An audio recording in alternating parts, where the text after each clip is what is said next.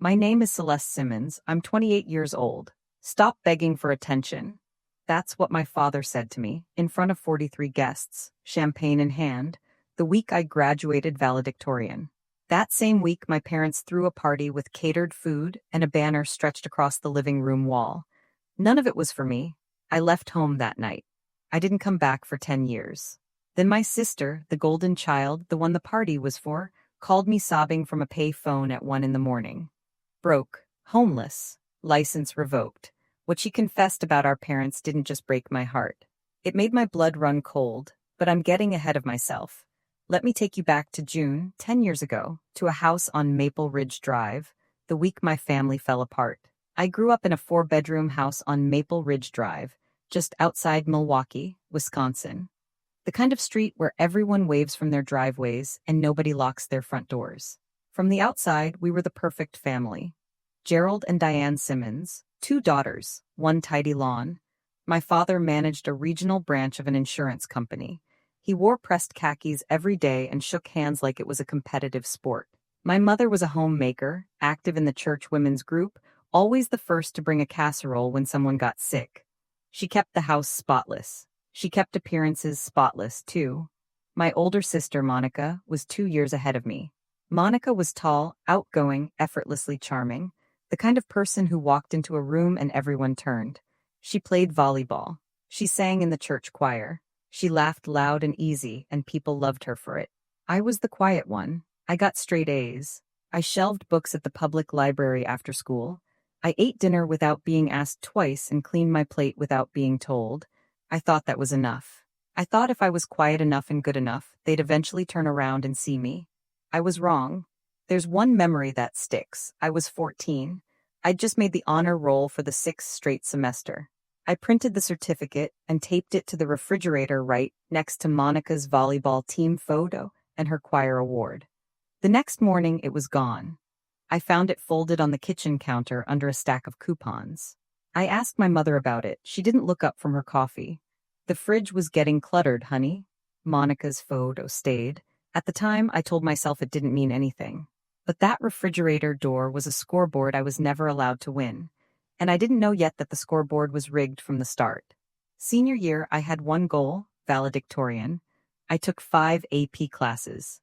I studied until 2 in the morning most nights, hunched over my desk with a lamp and a cold cup of tea. I worked 12 hours a week at the library to save money. I wrote scholarship essays on my lunch breaks. None of it was loud. None of it was seen. That spring, the school counselor called me into her office and told me I'd earned the top GPA in my graduating class. I would deliver the commencement speech. 700 people, my name on the program. I drove home that afternoon with the official letter on the passenger seat, and I swear the sunlight felt different. I set the letter on the kitchen table and waited for my parents to come home. My father walked past it, picked up the mail, put the mail on top of the letter. My mother came in carrying groceries. "Mom," I said, "I got something today. Can I show you?" She glanced at the table. "What is it, honey?" "I'm valedictorian. They want me to give the graduation speech." "Oh, that's nice, sweetie." She turned to the fridge and started putting away milk. "Have you started on your speech? Maybe ask one of your teachers to help." That was it. I did ask a teacher. Mrs. Ruth Calloway, my AP English instructor. She was 62, sharp-eyed, silver hair always pinned back, reading glasses on a chain around her neck. She read my first draft at her desk after school, red pen in hand. When she finished, she set the pen down, looked at me over those glasses, and wrote one line at the bottom of the page in neat cursive. "I'm proud of you. Remember this feeling." That line from Mrs. Calloway, I would need it more than I ever imagined. Graduation week started on a Tuesday. That was the day the official valedictorian letter arrived by certified mail, heavy cream envelope, school seal embossed in gold. I left it on the kitchen counter, propped against the fruit bowl where someone would have to see it. Wednesday morning, Monica called home. She'd been accepted to medical school. Within an hour, my mother had called 15 people. I could hear her from upstairs, pacing through the living room, her voice bright and breathless. "Can you believe it? Our Monica." By noon, my father had ordered a banner online. White letters on navy blue, "Future Dr. Simmons." By Friday, the caterer was booked. Saturday, the party. 43 guests packed into our backyard. Aunts, uncles, cousins, neighbors, friends from church. My father had rented a folding table for the desserts. My mother wore a new blouse. There were champagne flutes on every surface and a sheet cake with Monica's name written in lavender frosting. I came home from my library shift at 4 o'clock. I could hear the noise from the driveway. I sat in my car for a moment, my graduation gown folded in the back seat, and I told myself, just go in, be happy for her. Maybe someone will ask. No one asked. I moved through that party like a ghost. I refilled chip bowls. I smiled at my Aunt Linda. I said, "Congratulations, Monica," and I meant it. I truly did. She hugged me sideways, already turning to the next person. At some point, I drifted back into the kitchen. And there, on the counter, exactly where I'd left it 4 days ago, was the valedictorian letter. It was pinned beneath a stack of used paper plates, soaking up a ring of condensation from someone's glass. I picked it up. The gold seal was smudged. Something inside me shifted. I walked back outside holding the letter. The yard was full. People clustered around the dessert table, laughing, holding plates. My father stood near the grill with his arm around Monica, telling someone about the acceptance rate at her medical school. My mother was pouring champagne. I went to my mother first, touched her arm gently, kept my voice low. "Mom, I have some news too. I'm valedictorian." She looked at me, smiled quickly. "Oh, right. That's great, honey." Then she turned back to the champagne bottle and topped off a guest's glass. I stood there for 10 seconds, maybe 15. Then I tried again. Louder this time, loud enough that the small group near the patio heard. "I also graduated this week. I'm giving the valedictorian speech on Monday." The yard didn't go quiet all at once. It went quiet in a ripple. A few heads turned. Aunt Patricia, my mother's younger sister, looked up from her plate. Monica glanced over. My father set down his drink. He looked straight at me and his voice didn't rise. It didn't need to, it cut just fine at room volume. "Celeste, stop begging for attention. Not everything is about you. This is your sister's night." 43 people heard it. Nobody said a word. Aunt Patricia looked down at her shoes. My uncle coughed. Monica gave a short, uncomfortable laugh and turned to someone beside her. My mother refilled another glass as though I hadn't spoken at all. I walked back through the kitchen, through the front door, and out to my car. I sat in the driver's seat in that driveway for 15 minutes. I didn't turn on the engine. I just sat there holding a smudged letter, breathing. That was the last time I cried over this family. I sat in that car and made a decision. I would never again hand someone the power to make me feel invisible. But 10 years later, I would learn that what my parents stole from me that night was far less than what they'd been stealing all along. Monday came. Graduation day. I put on my cap and gown alone in my bedroom. I checked my reflection in the bathroom mirror. I drove to the school by myself. The auditorium held 700 people. I know because I counted the rows while I waited backstage. Families poured in, mothers clutching cameras, fathers saving seats, siblings fidgeting in the back rows. I watched them from behind the curtain and felt something hollow settle in my chest. When they called my name, I walked to the podium. The lights were warm. The microphone hummed. I gave the speech I'd worked on for 6 weeks. About perseverance. About proving yourself when no one is watching. About the quiet dignity of showing up even when no one claps. 700 people clapped. I looked at row 4, seats 7 through 10, the ones I'd reserved for my family. They were empty, all 4 of them. But in row 3, just off the center aisle, one person stood, Mrs. Ruth Calloway. She was clapping hard, both hands raised, her eyes bright behind those glasses. After the ceremony, she found me in the crowd. She didn't say much. She just handed me a small envelope, pale blue, her handwriting on the front. Inside was a card. One line, "Your parents' blindness is not your failure. Go build your life." Tucked behind the card was a business card for a scholarship coordinator at the University of Minnesota. I kept both. I still have them. That summer I applied. I got the scholarship. I packed 2 suitcases and drove to Minneapolis. I didn't tell my parents I was leaving. I didn't tell them where I was going. The house on Maple Ridge Drive shrank in my rearview mirror until it disappeared. And I made myself a promise. I would not look back. I didn't know that the moment I left, my parents began doing something I should have discovered much, much sooner. Minneapolis was a fresh start. I moved into a shared apartment near campus with 2 roommates I found on a bulletin board. I worked part-time at a financial services office, filing, data entry, answering phones. I ate ramen 4 nights a week and counted every dollar. It wasn't glamorous, but it was mine. Sophomore year, I applied for my first solo apartment, a one-bedroom in Uptown. Nothing fancy, just a place where I could close a door and study in silence. I filled out the application, handed over my pay stubs, and waited. 3 days later, the property manager called. "I'm sorry, Miss Simmons. Your application has been declined." I blinked. "Why?" "Your credit history shows some irregularities. I can't go into specifics, but I'd recommend pulling your full credit report." I hung up and sat on my bed, confused. I had no debt, no credit cards. I'd never borrowed a dime from anyone. I'd been careful with money my entire life. I told myself it must be a system error, some mix-up with a common last name. I was 20 years old and overwhelmed with coursework. I didn't have time to chase paperwork, so I let it go. I found a different apartment, a cheaper one, no credit check required, and I moved on. That was my first mistake. But I wouldn't understand that for years. Every few months my mother called. She always sounded the same. A little wounded, a little breathless, like she was reading from a script she'd rehearsed in front of the bathroom mirror. "Celeste, honey, I don't know what we did wrong. Your father cries at night. We just want our family back." Every time my stomach would tighten. Every time a small voice would whisper, "Maybe you're the problem. Maybe you're being selfish. Maybe you should go home." I never went home. But the guilt followed me to Minneapolis like a shadow I couldn't shake. I graduated from the University of Minnesota with honors, finance degree, 3 job offers before commencement.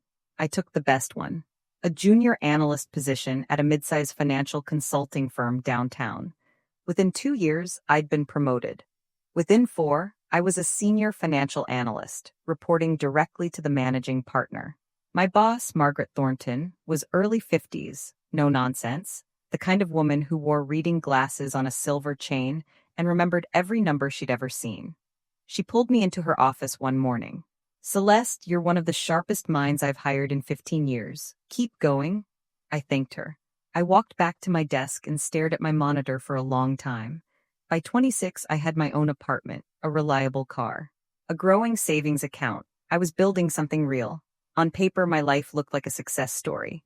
But every Christmas, I sat alone. I'd cook something small, roasted chicken, mashed potatoes, a glass of wine. I'd watch the snow fall over Minneapolis and think about the house on Maple Ridge Drive. Not with longing, exactly. More like a bruise you keep pressing to see if it still hurts. It always did. A little. I didn't talk to Monica. Not once in all those years. Every time her name crossed my mind, I saw the same image. The backyard party, 43 guests, and my sister turning away with that short, uncomfortable laugh. She didn't defend me. She chose their side. At least that's what I believed. I built a life that looked nothing like the one I grew up in, and I told myself that was enough. But there's a difference between enough and whole. I wouldn't learn that distinction until a pay phone rang on a winter night and ripped open everything I thought I'd buried. It was a Thursday in February, 10 years after the party. I was on my couch, laptop open, reviewing a quarterly report. The apartment was quiet.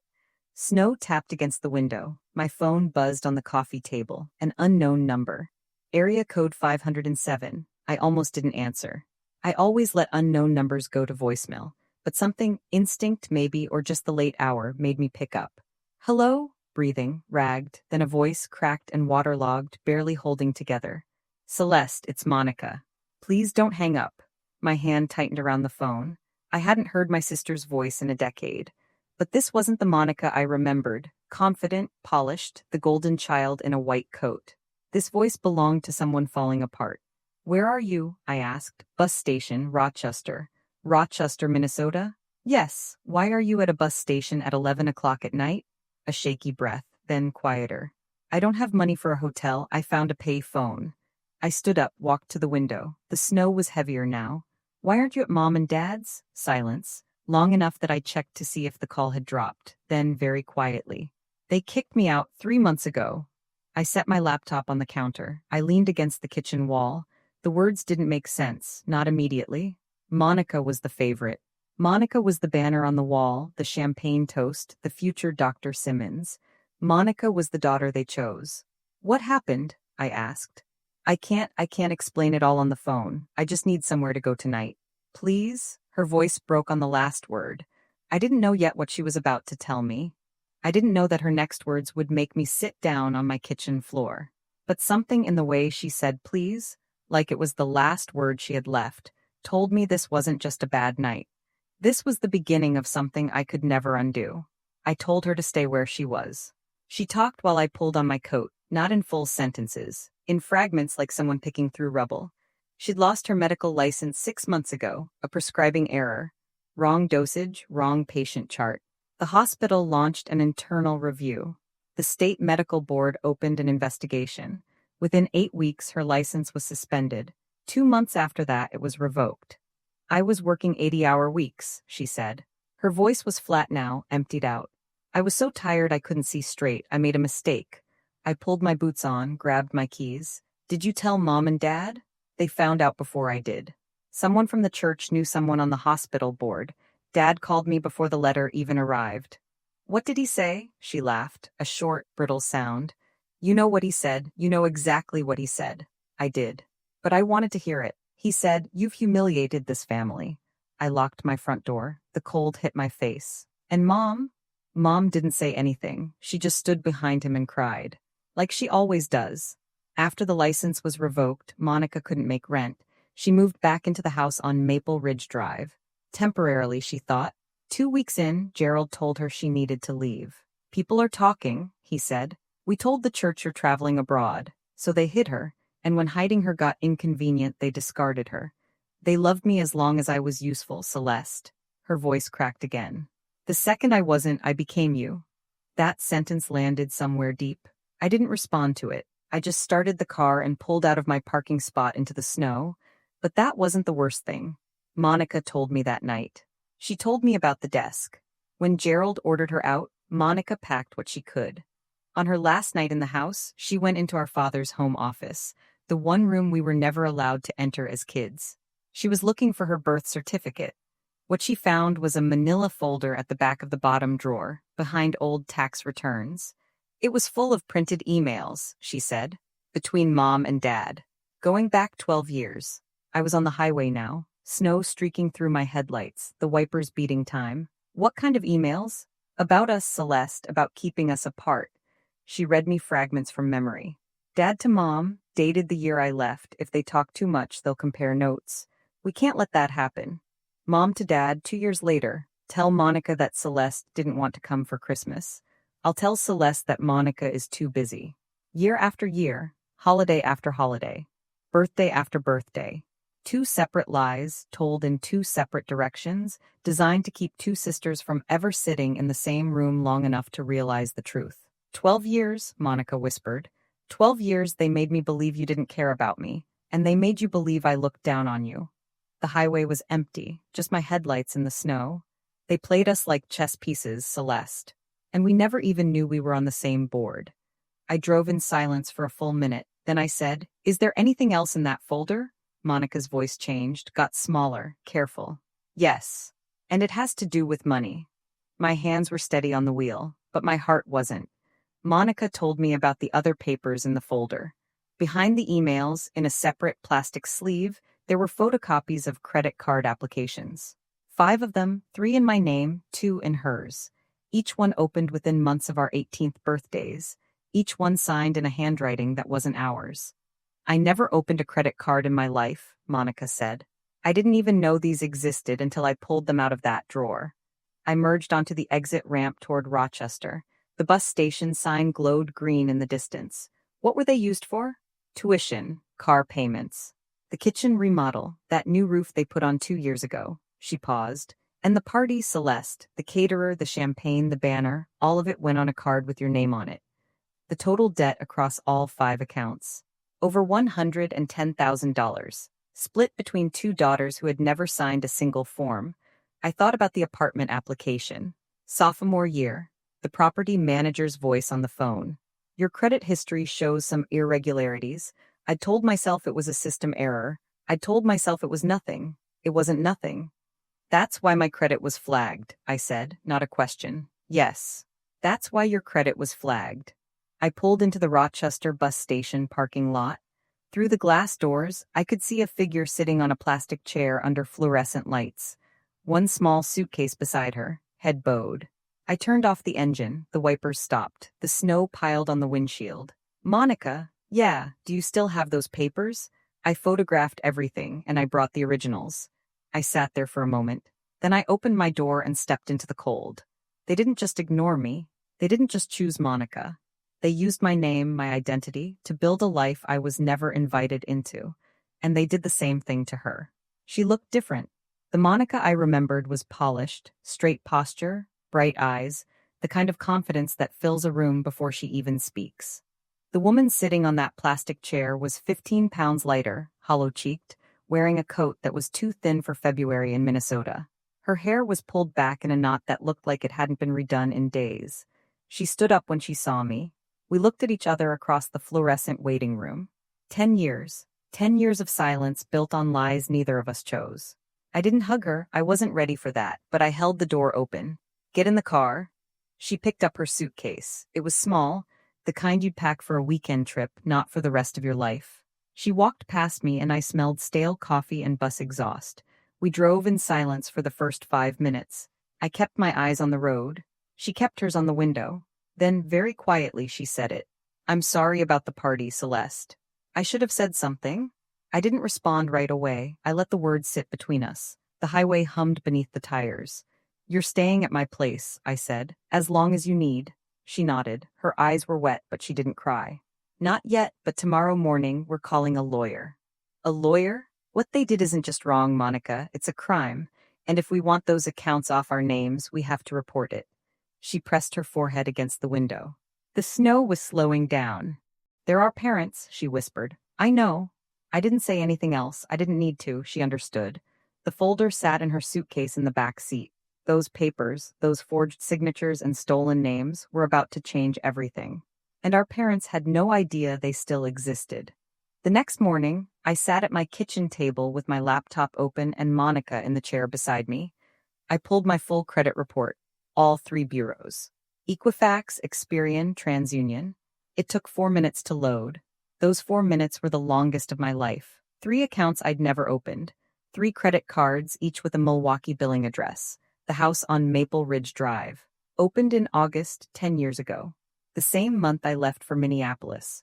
Total outstanding balance under my name, $67,000. The contact phone number on every application was my mother's cell. Monica ran hers next, 2 accounts. $48,000, same address, same phone number, same forged signatures. I stared at the screen. $67,000. A number that had been sitting on my name for a decade, while I lived on ramen and worked double shifts and got turned down for apartments I should have qualified for. I need to make a call, I said. A colleague at the firm had once mentioned a lawyer who handled fraud cases. I found his card in my desk drawer. James Whitford, attorney at law, specializing in consumer fraud and identity theft. I called at 9 sharp. His assistant put me through in under a minute. I laid out the facts. The accounts, the forged signatures, the timeline. I kept my voice even. I gave him the numbers. When I finished, there was a pause, 3 seconds of silence. Then James Whitford said, very carefully, "This is federal. This is identity theft under 18 U.S.C. Section 1028. Each forged application is a separate count." I looked at Monica. She was gripping her coffee mug with both hands, her knuckles white. Whitford's next words were the ones I wasn't ready for. "If you want these debts removed from your credit, you'll need to file a formal report. An FTC identity theft affidavit, and a police report." He paused. "And that means naming the perpetrators, your parents?" 2 days later, my phone rang during lunch. Monica's name on the screen, which meant she was using the phone I'd lent her. She was calling from my apartment. Her voice was tight. "Dad just called. He doesn't know I'm here. He called your number because it's the one I answered last time." I set my fork down. "What did he say?" "He wants me to come home. He says Mom is sick." "Is she?" "She's not sick, Celeste. She has acid reflux. She's had it for 15 years. I almost smiled, almost. He said something else. "What?" A breath, then. He said, "Don't contact Celeste. That girl will only make things worse. She's always been jealous of you." I was sitting in the break room at my office. 2 colleagues at the next table, eating sandwiches, talking about a client meeting. Normal life 3 feet away. And here I was, listening to my father lie about me to my sister again, from 200 miles away. There's more, Monica said. He told me if I don't come back, he'll call the police and report that I stole items from the house when I moved out. I set my jaw. What items? He didn't say, but we both know what he's talking about. The folder, the emails, the credit card applications. The proof. Our father wasn't worried about stolen property. He was worried about stolen evidence. He just didn't know that Monica had already shown it to me. He didn't know that a lawyer had already seen it. And he had no idea that the documents he was trying to get back were the very things that could put him in a federal courtroom. Don't call him back, I said. Don't engage, let Whitford handle it.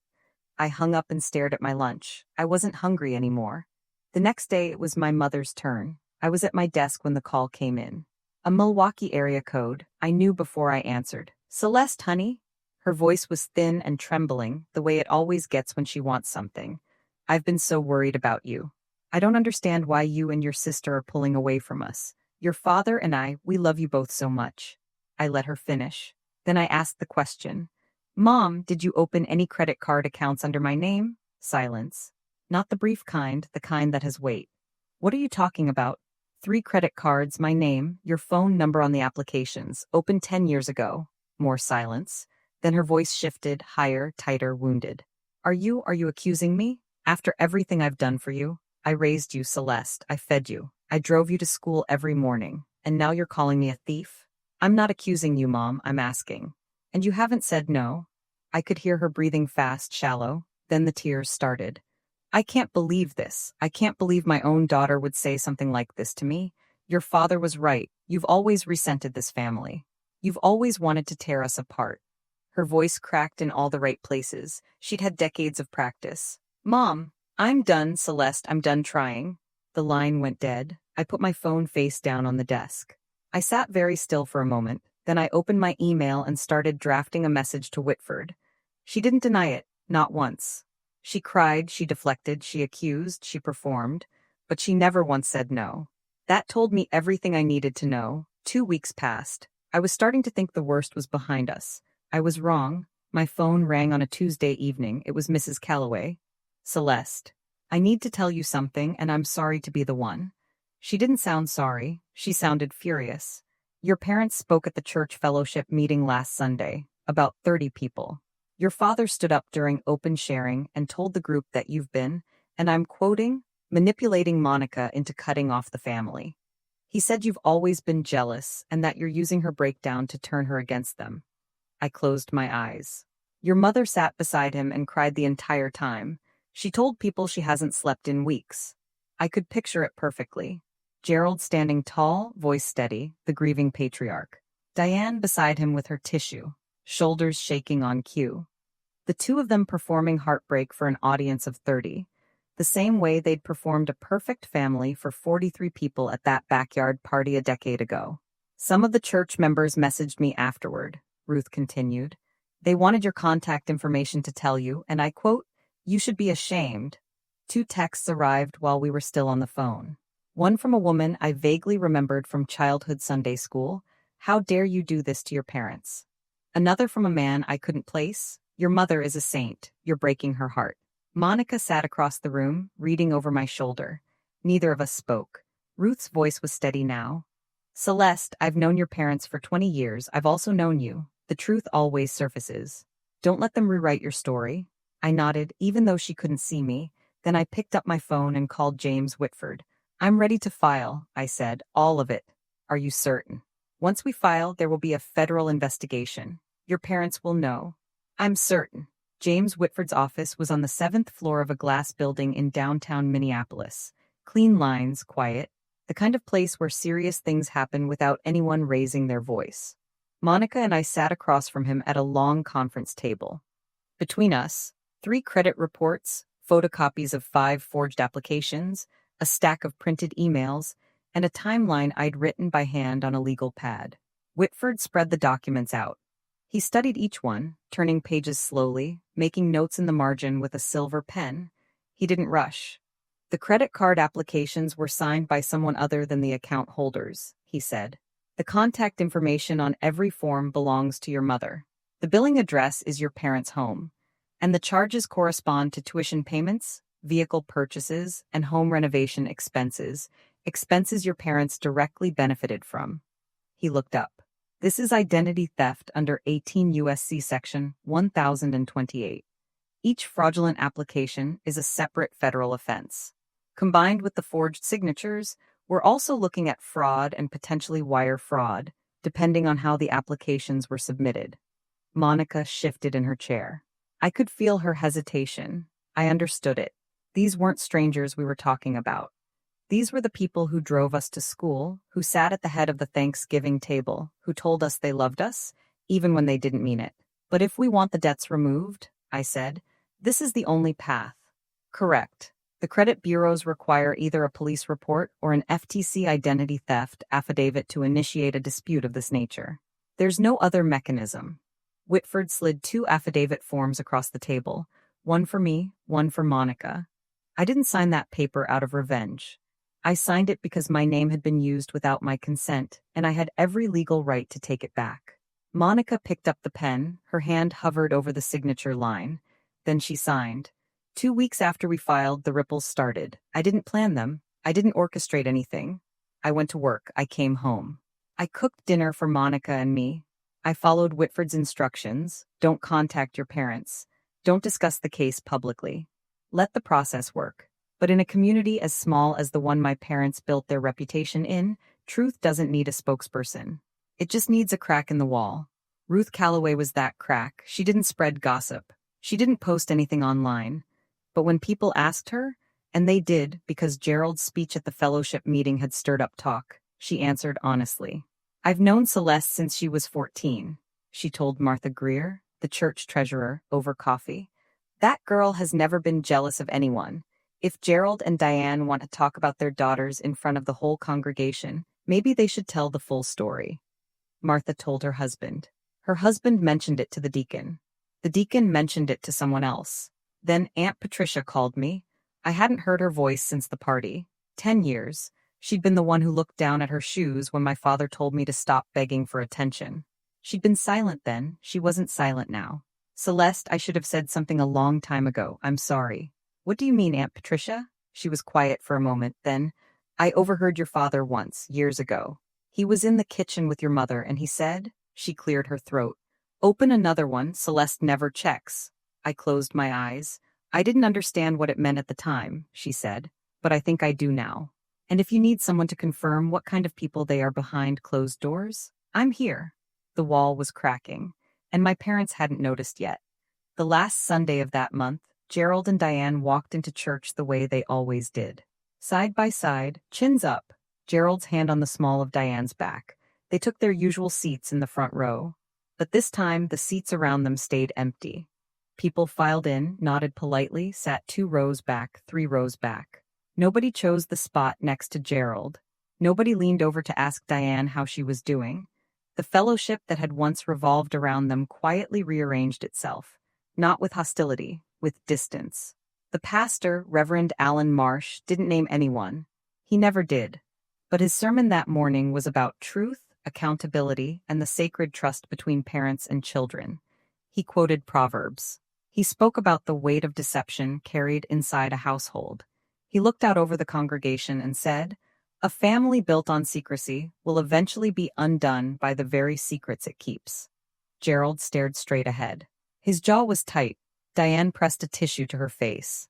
After the service, 3 couples, longtime friends, people who had been at the backyard party 10 years ago, approached Gerald near the parking lot. Howard and Jean Dempsey. Frank and Louise Cole.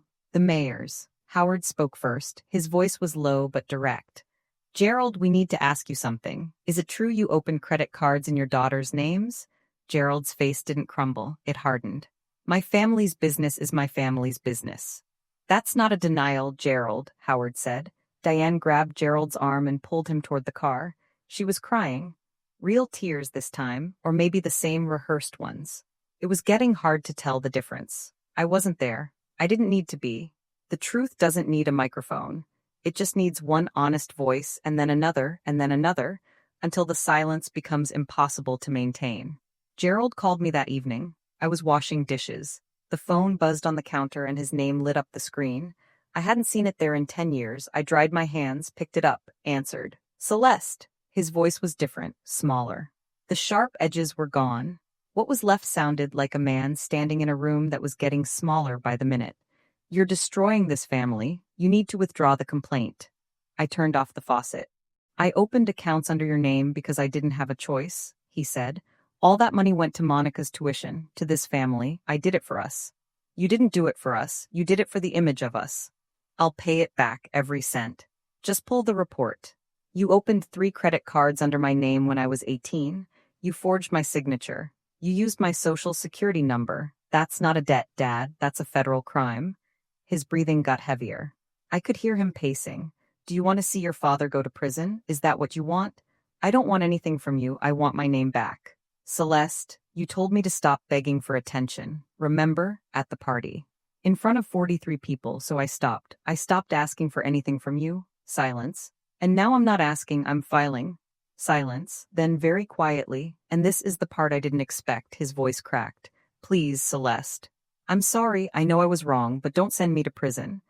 I stood in my kitchen, phone to my ear, and I felt something I didn't anticipate. Not satisfaction, not triumph, something closer to grief. Dad, I'm not sending you to prison. You walked yourself there 10 years ago. I hung up. My hands were steady, but something in my chest was not. The weeks that followed were quiet in the way an aftermath is quiet, not peaceful, still. Whitford sent updates by email. The FTC had processed our affidavits. Milwaukee police had opened an investigative file. The credit bureaus had flagged all 5 fraudulent accounts and initiated formal disputes. The machinery of justice was turning slowly, without drama, the way it's supposed to. I went to work every morning. I analyzed numbers. I sat in meetings. I drank coffee at my desk and watched the snow melt outside my window. None of my colleagues knew what was happening in my personal life. I didn't need them to. Then one Wednesday afternoon, Margaret Thornton called me into her office. She was standing behind her desk with her arms folded and a look on her face I couldn't read. Sit down, Celeste. I sat. I'm nominating you for the Midwest Regional Financial Analyst Award. It's given to 1 analyst per year across the tri-state region. The selection committee reviews next month. I blinked. I thank you, Margaret. Don't thank me, you earned it. Your work on the Pendleton account alone would have been enough, but your consistency over 4 years, that's what sealed it. She shook my hand, firm, brief, then she went back to her reading. I walked out of her office and down the hallway. Halfway to my desk, I stopped. I leaned against the wall, pressed my back to it, and took one long, slow breath. 10 years ago, I stood in a parking lot and cried because my father told me I was begging for attention. Now I was standing in a hallway being told I was the best at what I do.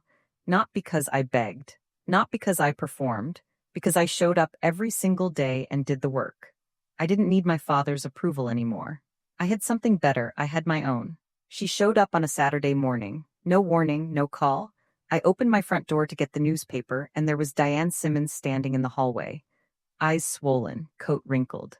Looking like she'd driven through the night. Celeste, please, we need to talk. I held the door open but didn't step aside. She stood in the threshold, half in and half out. Your father could go to prison, she said. Do you understand what that means? We could lose everything. You opened accounts in my name, Mom. You signed the applications. I didn't have a choice. Your father made me. Mom. Monica's voice came from behind me. She stepped into the doorway, arms crossed. Diane's face changed. She hadn't known Monica was here. She looked between us, her 2 daughters, standing together for the first time in over a decade, and something behind her eyes flickered. Not guilt, fear. Monica, sweetheart, don't. Monica's voice was steady, quieter than I'd ever heard it. I read the emails, Mom, all of them, including the one where you wrote to Dad. Open another one. Celeste never checks. Diane's mouth opened, closed, opened again. No sound came out. You weren't forced, Monica continued.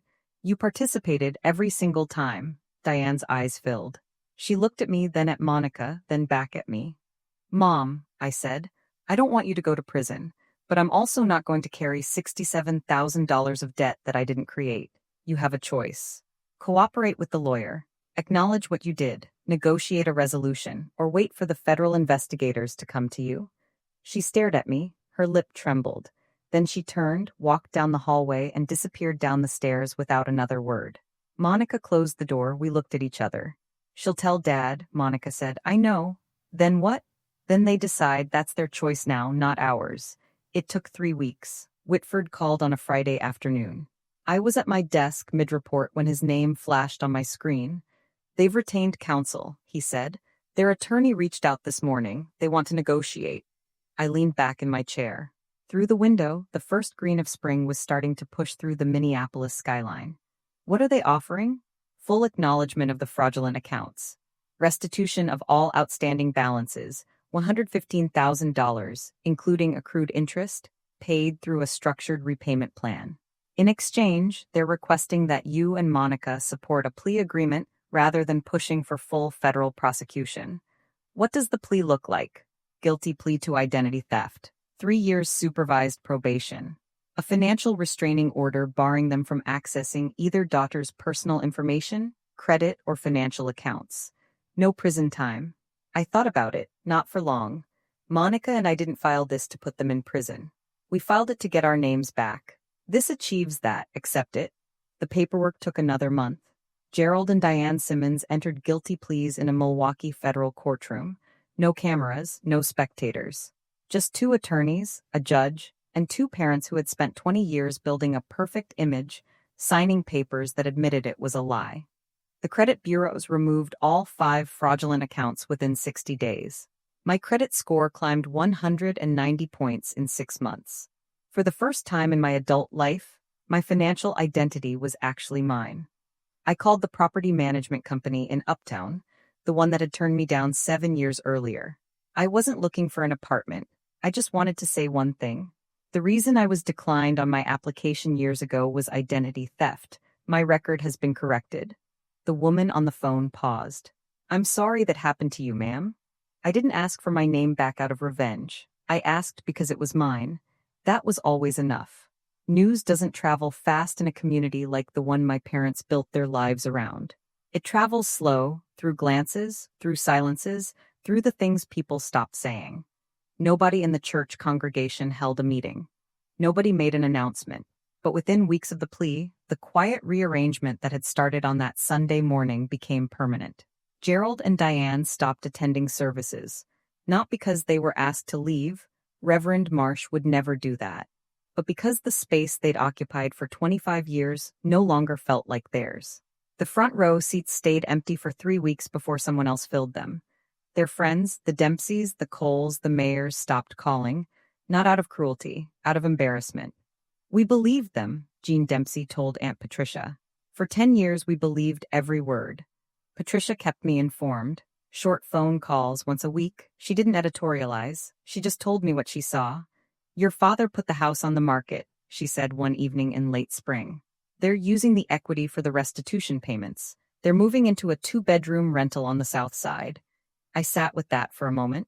The house on Maple Ridge Drive, the tidy lawn. The refrigerator with Monica's photos and my vanished honor roll certificate. How is he? I asked. I didn't know why I asked. He's quieter, Patricia said. Your mother, too. They don't go out much. Thank you for telling me, Aunt Patricia. Of course, sweetheart. I hung up and stood at my kitchen window. The trees along my street were starting to bloom. He spent his whole life building an image. And in the end, the truth didn't demolish it.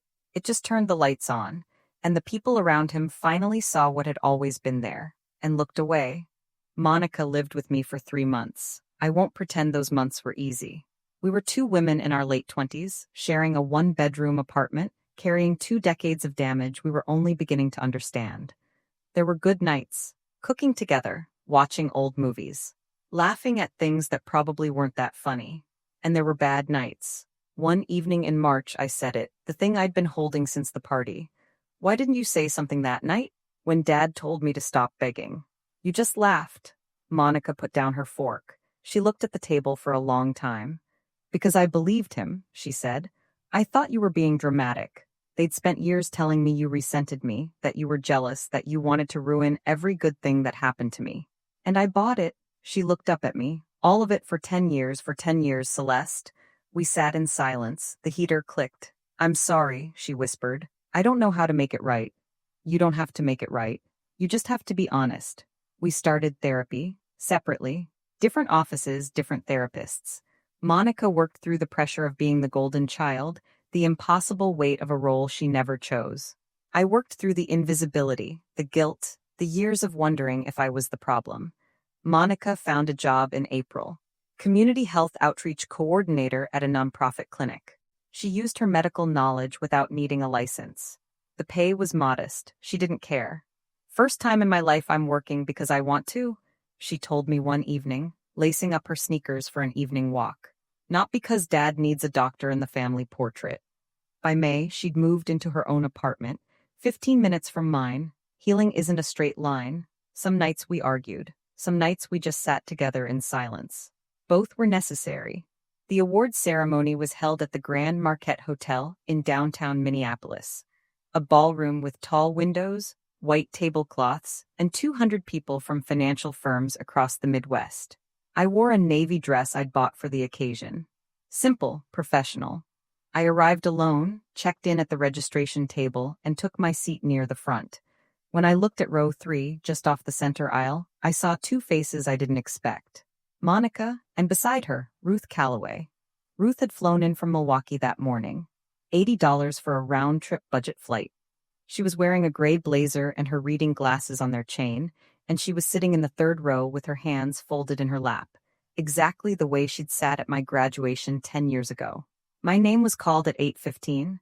I walked to the podium. The microphone hummed. The lights were warm. 200 people looked up at me. I kept my speech short. 10 years ago, someone told me I was begging for attention. I carried that sentence with me for a long time. Tonight, I'm not begging for anything. I'm standing here because I earned this. And I want to thank the people in this room, and a few who aren't, who saw that before I could. The room applauded. I looked at row 3. Monica was crying, not the broken, ragged tears from the bus station. Clean, quiet tears, the kind that come when something lost is finally returned. And Ruth Calloway stood, both hands up, clapping hard. The same way she'd stood in that auditorium a decade ago, when 700 people applauded and 4 chairs sat empty. After the ceremony, she found me by the coat check. She pulled me into a hug, brief, firm. "You see," she said. "I told you, remember this feeling." The same woman who stood for me at 18 stood for me at 28. But this time, she wasn't alone. 6 months after the ceremony, a letter arrived. Not an email, not a phone call. A handwritten letter in a plain white envelope, postmarked Milwaukee. My father's handwriting. Tight, slanted. The same penmanship he used on insurance forms my entire childhood. I sat on my couch and opened it. 2 pages. Blue ink. He didn't start with an apology. He started with an explanation, or something close to one. He wrote about growing up poor in a town where nobody had anything. About dropping out of his first year of college because he couldn't afford it.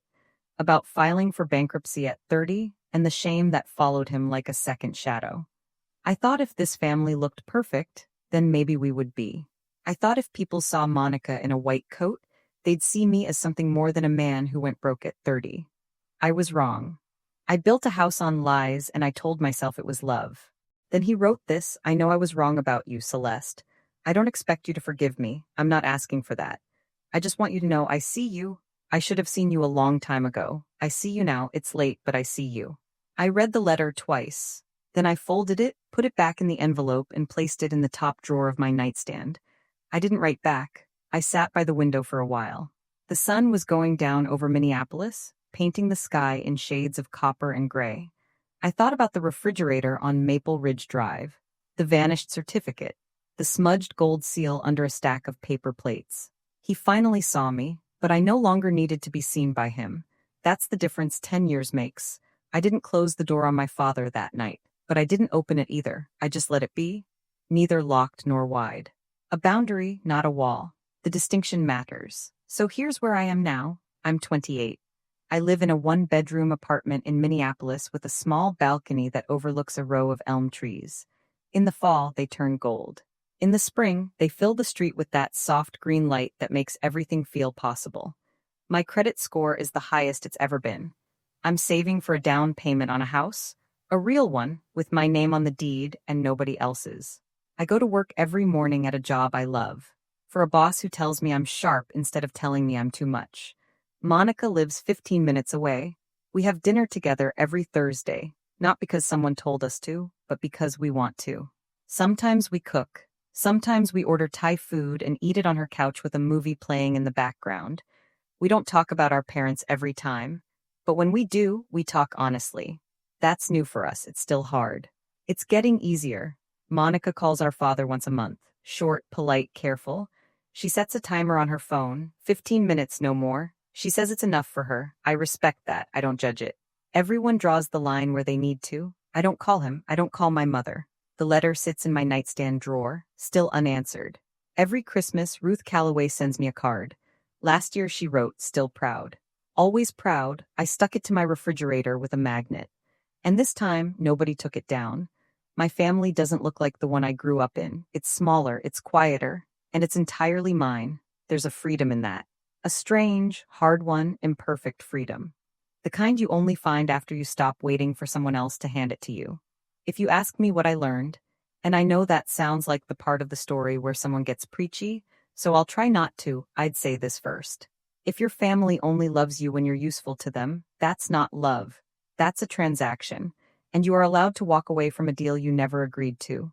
Second, setting a boundary is not betrayal. It's not cruelty. It's not selfishness. It is the most basic act of self-respect a person can perform. Saying, "This is where I end and where you begin." I spent 18 years with no boundaries and 10 more years learning how to build them. I wish someone had told me earlier. You don't need anyone's permission to protect yourself. Third, if you graduate top of your class and nobody throws you a party, throw your own, buy yourself a cake, light a candle, sit with it. You earned that moment, and no one else's silence can take it from you. Fourth, and this is the one that took me the longest to understand. If someone tells you stop begging for attention when you're sharing something you're proud of, the problem is not that you're too much.